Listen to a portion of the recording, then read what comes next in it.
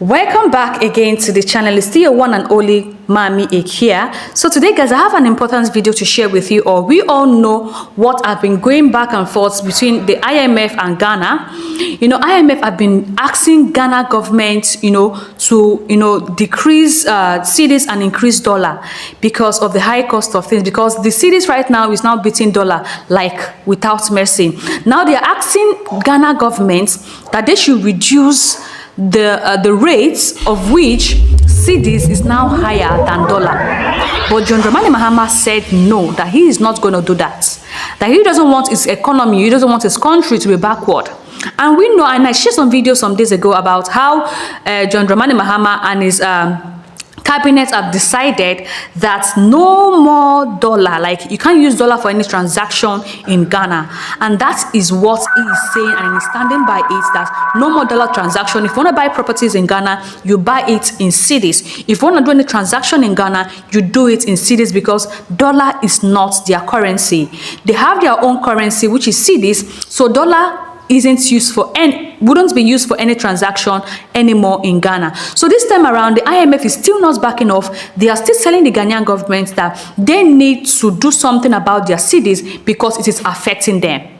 Like, make it make sense to me. It's affecting you, but you want the other country to reduce their own rates, so their economies, and they want to be benefiting from everything. They don't just want Ghana to move ahead. That is one thing John Dramani Mahama said, no, I'm going to back off. I'm going to be sharing some few videos with you all to watch.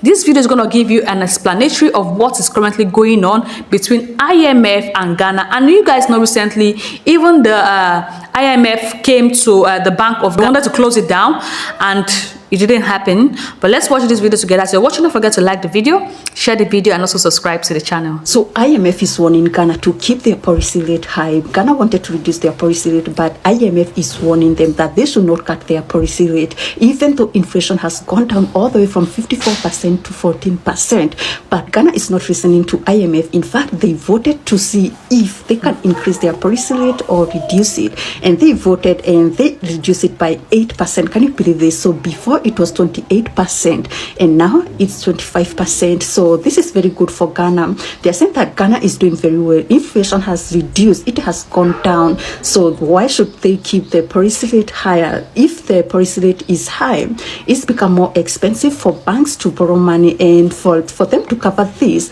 they pass this on interest rates on anyone who is borrowing money in the bank. So it's become more expensive for people to go and borrow money from the bank. If you are starting your own business, interest rate will be high. Say maybe you want to borrow money for student loan, even interest rate will be high if they don't cut it off. And they said they're not going to listen to IMF. Ghana is doing very well, and IMF, let me tell you, they are not happy with this.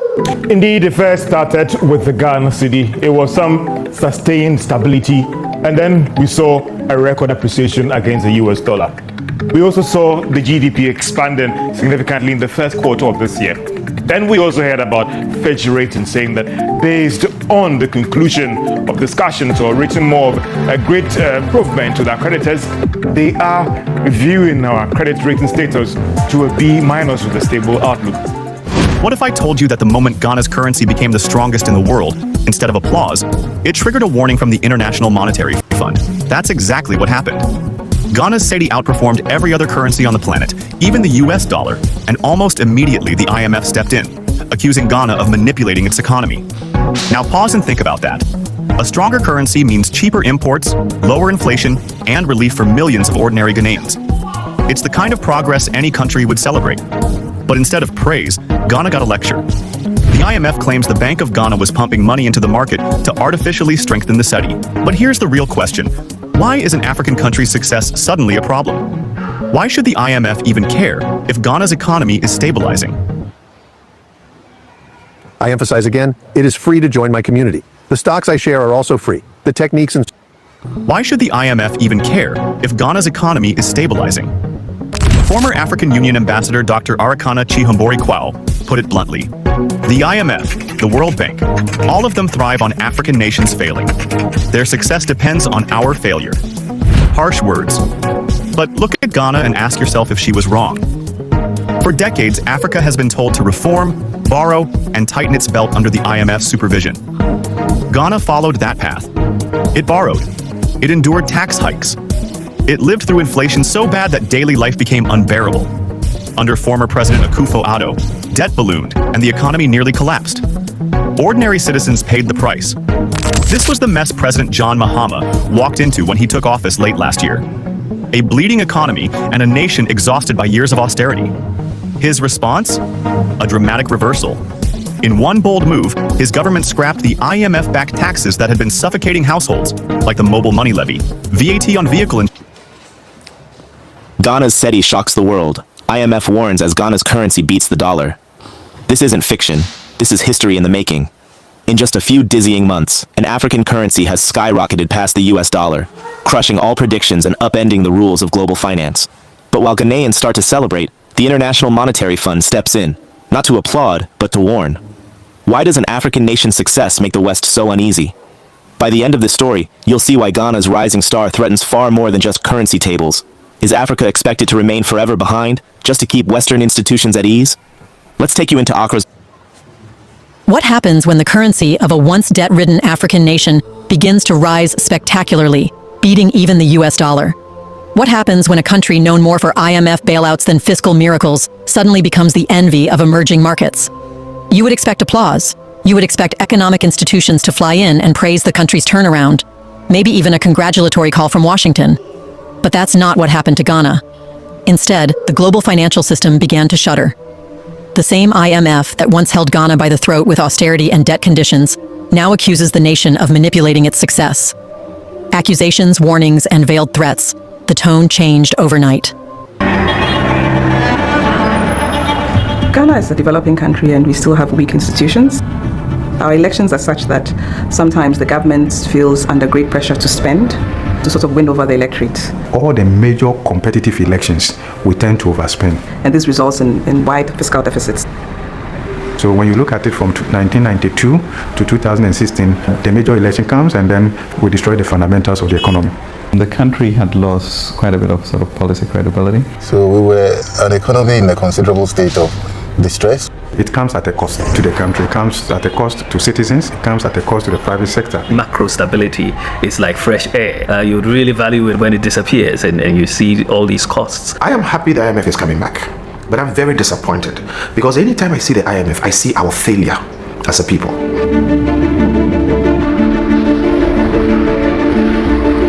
One of the advantages of being on the program is the discipline in the economic management that you subject yourself to first. The fund was very flexible actually in helping us to proceed with the program.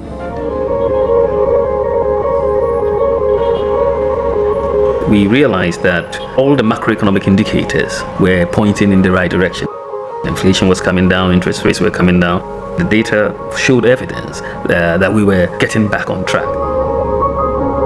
We've made considerable progress. We've seen fiscal discipline taking root. The stability the IMF program. You guys are seeing this is a country that wants to move forward. This is a country that wants to that wants the economy to grow.